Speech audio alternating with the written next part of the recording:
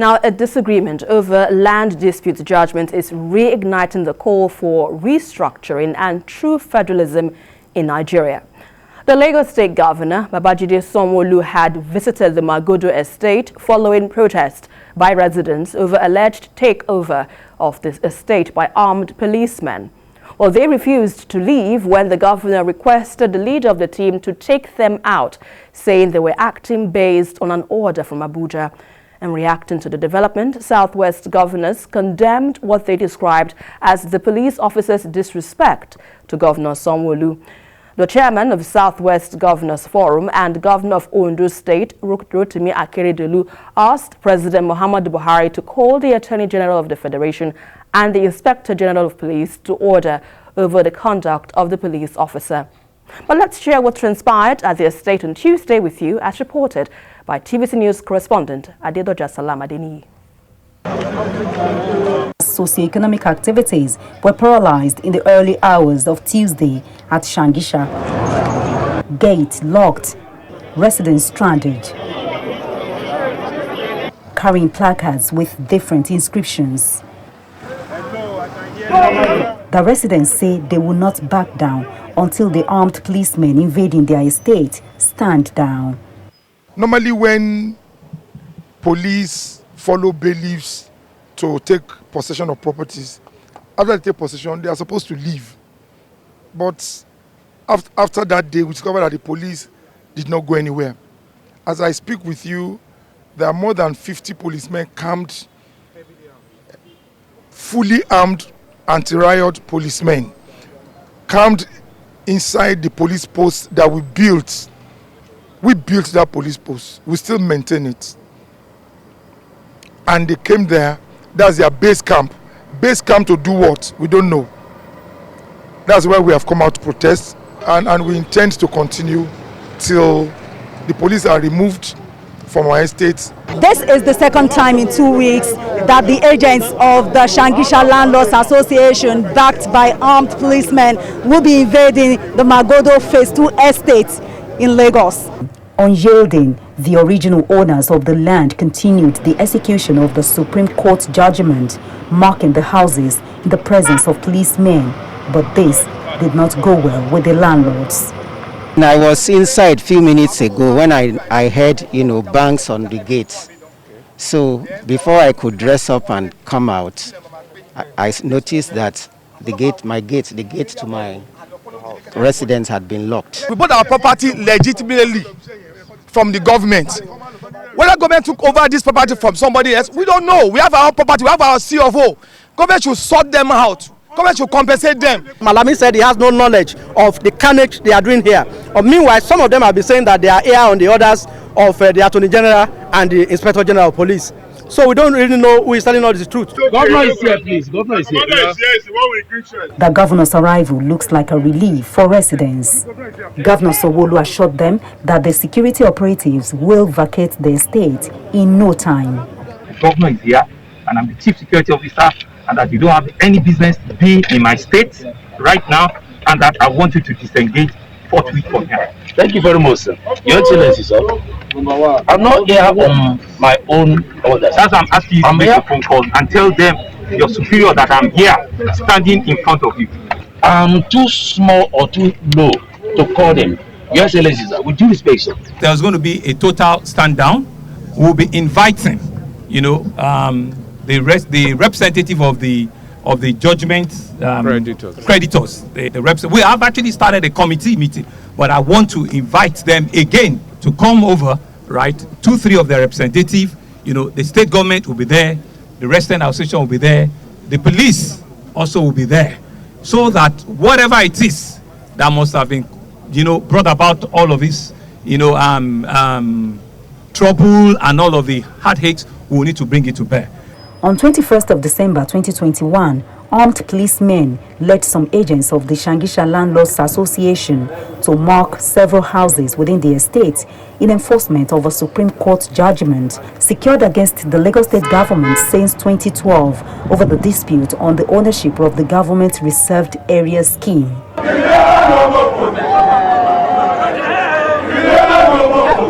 For the past 2 weeks, this Magodo police post has been the base for the policemen that came into this estate, and they said that they are not moving an inch until a withdrawal order is received from Abuja.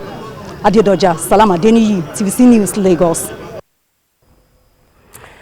Well, now, a while ago, we understand the governor, Babajide SANWO-OLU, a while ago met with the parties and promised to take inventories of the remaining available lands in Magodo to give it to Shangisha Landlords Association, and in the event of not being able to provide the land, gratitude will be paid to them.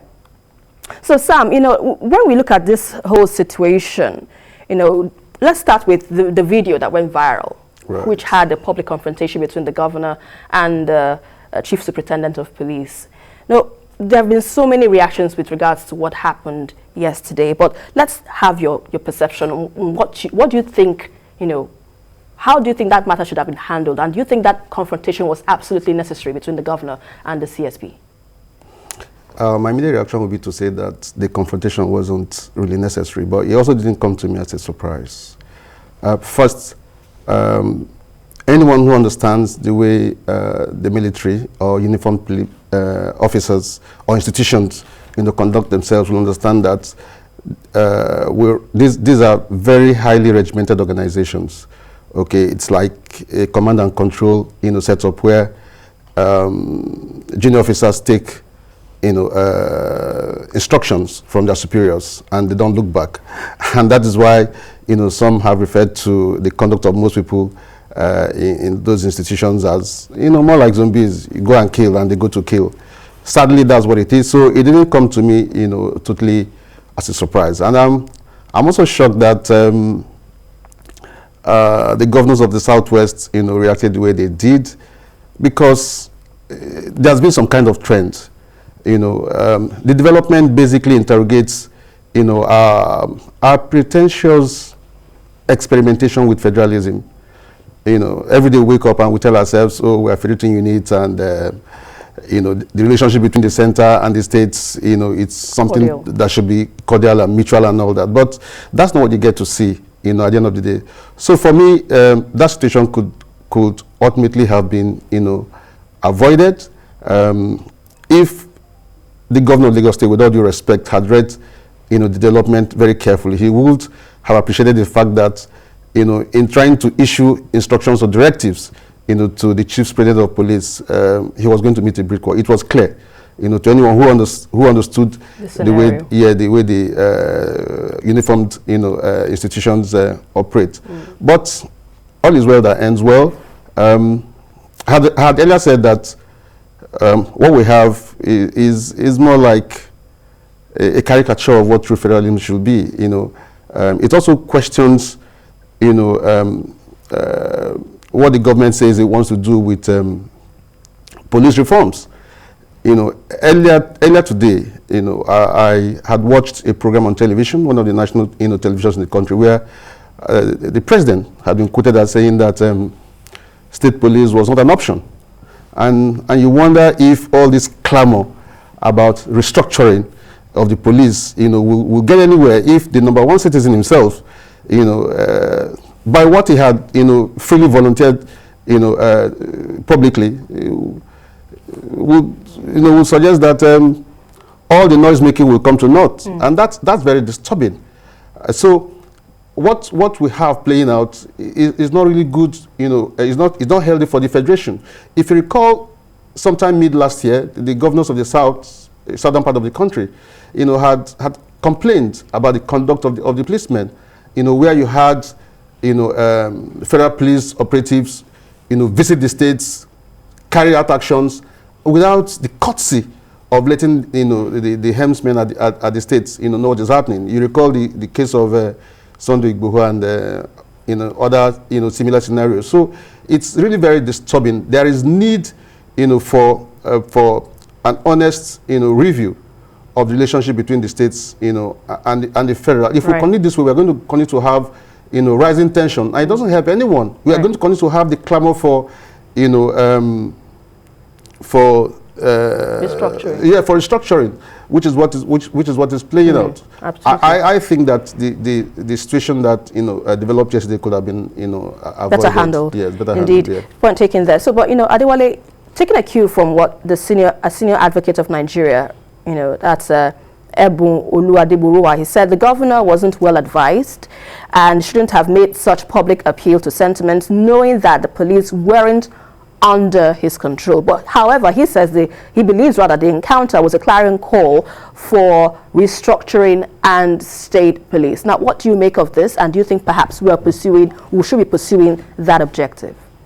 For me, I think the decision of the governor to visit that site is commendable, because if he didn't go there, anything could have happened, which may have led to loss of lives. And I think also it reflects the fault lines in our the illusion that we are running the federal system of government, because though they are coming to implement a Supreme Court judgment, but then there should have been consultation with the state governor, with the number of policemen being deployed, because he's the #1 security chief in the state. Whether they are coming from Abuja, whether they are coming from Kaduna, the IG should have briefed, the governor. This is what we want to do. They should have worked together. If they had done that, there will have been no need for the kind of situation we have here. Because if you look at this problem, it wasn't caused by the government that took over from 1999. It was an inherited problem, since 1984. And it also reflects the problem of bureaucracy with our judiciary. You started the case in 1984, and it didn't end until 2012, 28 years. So, I mean, a lot of things happened, during this period. So when you are talking about just going to implement that judgment mechanistically, it's not going to work, because the purpose of law is to maintain public order. The both sides have very good cases, but then if not just giving a judgment and then you go and implement it like that without taking into consideration the circumstances surrounding, the implementation, what will be the causes, the impact. This place they want to demolish, there are thousands of families living there. There are schools, where children go to school. There are healthcare centers there. So, of course, we know that we have to implement the judgment of the Supreme Court, but it has to be done with a lot of wisdom, given the circumstances surrounding this particular case since 1984. So, I think the approach of the governor is the best. Look for a way, a middle ground. The land was sold to people. Some have seal of O issued by the state governor, and then some of these lands have been bought by third parties that didn't even know the history of all these things we're talking about. So it needs a lot of tact. It needs a lot of wisdom, so that at the end of the day, both sides will not lose out. And I think what the governor is doing is the right thing to do. Call both sides together. How do we implement this judgment to the extent that, there's going to be give and take, and at the end of the day, both parties, will be satisfied. Now, talking about the satisfaction between both parties, we understand the governor, like I rightly mentioned, has met with all parties and promised to take inventories of all remaining available lands in Magodo and give it to the Shangisha Landlords Association. Now, what do you make of this? Do you think perhaps an end in sight is, imminent in this situation? Yeah, I think that was the first order given, that they should be given 549 plots of land, but that order was not implemented because it was under a military regime. So I think that is the visible thing to do now.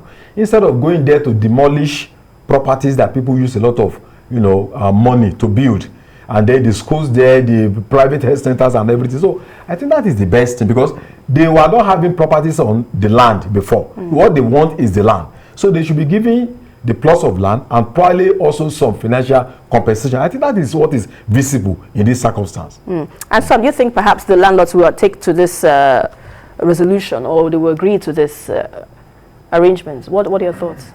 I think that justice is key. If there's a very strong perception of justice,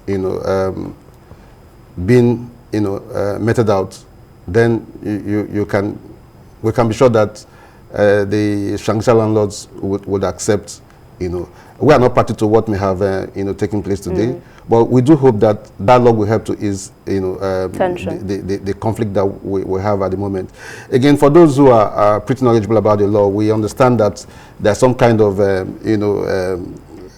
there's need to clear between taking possession and having land allocated.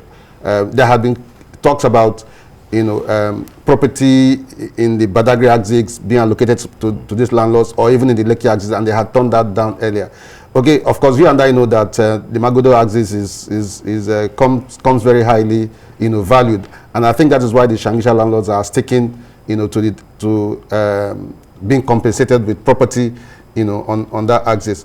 I think that if there is sincerity, if there's honesty on the part of all stakeholders, these issues can be resolved amicably. All right, we do hope that final agreements will be reached and then the conflict resolved. All right, I think we also have right now on screen the video of the meeting going on between the governor and all parties concerned in the Magodo Estate saga. So if we can, or if my producers can at last give us a little bit of soundbite, we get to hear what the governor is saying.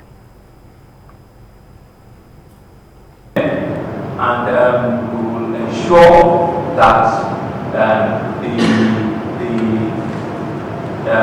the injustice that the Resident Association, the Shangisha Resident Association had for the past 38 years, that we offer, immediate to the Shangisha Landlord Association and to all of that.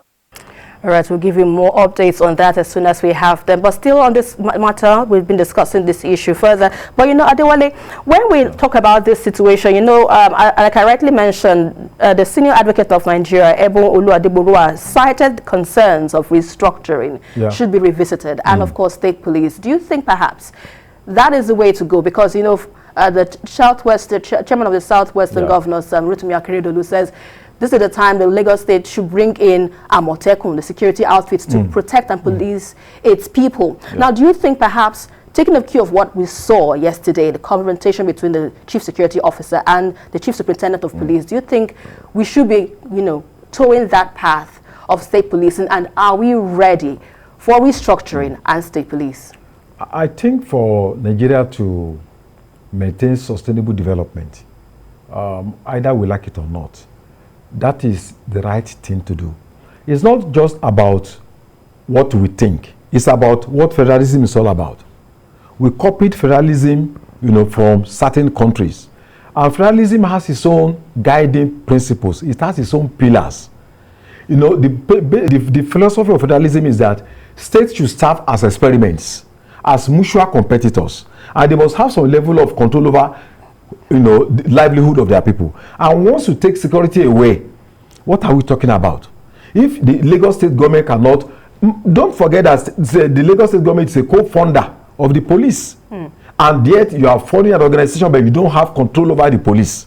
So if we really want to call ourselves a federal state in a plural society like Nigeria, the best way to go is to have state police, so that the governors will be in state police. Not people fear, they say, oh, they are going to use them for election. Security is not just about election. Election comes once in 4 years.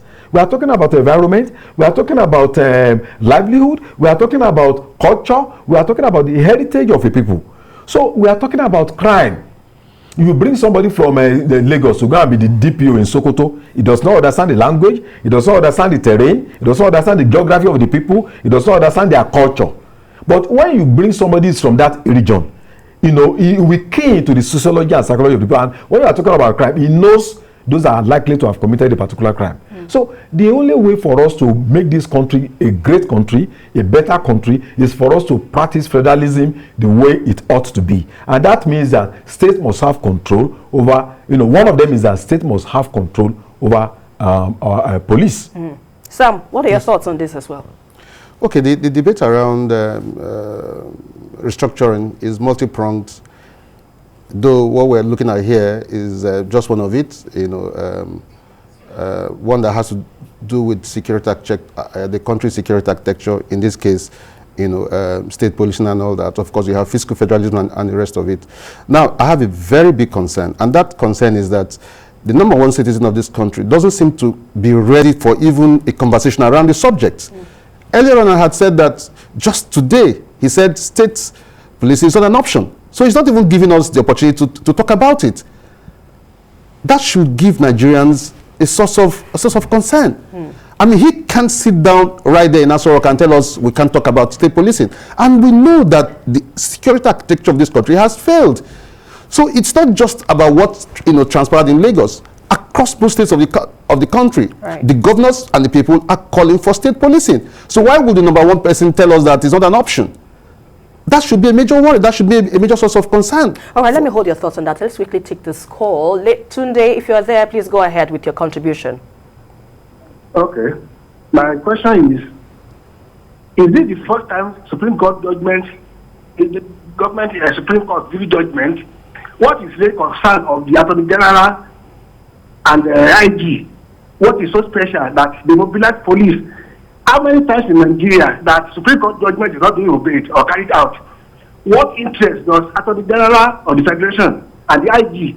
Why is so much important to them that they have to mobilize police to Lagos State to come and effect judgment of Supreme Court? I can count the number of Supreme Court judgments that are not being obeyed today. So what they are doing, what this Attorney General is doing to the judiciary is not good at all. Forget about whether this is a state matter. Now my question is that how does it affect federal government? How does it affect? All right, Tunde, thank you very much. We appreciate your contribution there. We appreciate your time as well. So, Sam, with what you've said so far, definitely from the analysis with regards to the president not being able to accept state police as an option, what then could be the possible solution if we're going to find ourselves in this kind of crisis from now and then? I think the solution lies in allowing the conversation around the issues that trouble this country. We have to be sincere. We have to be honest about it. Now, when you don't open up the system to ventilate, you're just holding everybody down. And when it bursts, everybody's going to pay a price for it. I mean, we see what is happening across most states of this country. Insecurity all over the place. Even the federal government that seems to be, opposed to this idea itself seems to be abusing the control it has of the police. Recently, we saw what played out in Imo State. So what it simply means is that the Inspector General of Police can deploy his men the way he wants, depending on the temperament of the man who sits at top of the of the country. Yeah. So it's disturbing. So this worry about whether henchmen at the state level are going to abuse it doesn't gel with me, because even the center appears to be abusing the control it has of the police. So there is need for a very sincere, honest conversation around the challenges that face this country. State police is just one of them. Federalism is there. And that is why you have this huge cries all over the place about we don't want to be part of this country anymore. The system needs to be honest with itself. Right. Point taken there, Sam. Adewale, from his position, sincere and honest conversation must be looked into if we're to talk about finding a holistic solution to this. The president is entitled to his opinion, but he cannot substitute his private opinion for the opinion of 200 million people. And he should also realize that he was elected by our people. So it means that the majority view must override his own personal conviction.